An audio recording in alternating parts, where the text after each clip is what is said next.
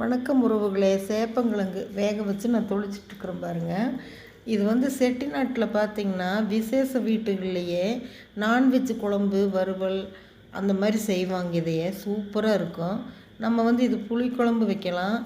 அப்புறம் வந்து மசியல் மாதிரி உருளைக்கிழங்கு பொடி மாசு பண்ணுறோமில்ல, அது மாதிரி பண்ணலாம்.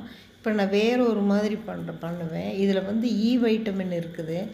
குடல் சம்மந்தமான எந்த புண்ணு எதுவுமே நல்லா பண்ணிடும்.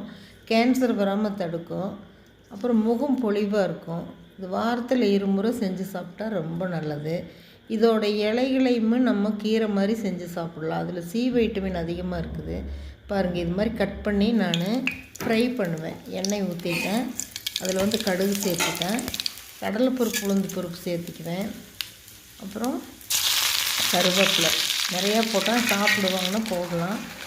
அது அந்த கிழங்க கட் பண்ணி வச்சுருக்கிறதையும் போட்டு உப்பு சேர்த்துட்டேன். கொத்தமல்லி பவுடர், மிளகாத்தூள், வெறும் மிளகாத்தூள், கரம் மசாலா எல்லாம் கலந்துட்டேன். இது நல்லா வடச்சட்டியில் குலுக்கி கூட்டு, அதாவது வந்து நம்ம கரண்டி போடாமல் உடையாமல், இது சூப்பராக இருக்கும். உங்களுக்கு பிடிச்சிருந்தால் லைக் பண்ணுங்கள், ஷேர் பண்ணுங்கள், சப்ஸ்கிரைப் பண்ணுங்கள், பெல் பட்டன் அமுத்துங்க. இந்த நாள் இனிய நாங்கள் எல்லோருக்கும் அமையட்டும். தேங்க்யூ.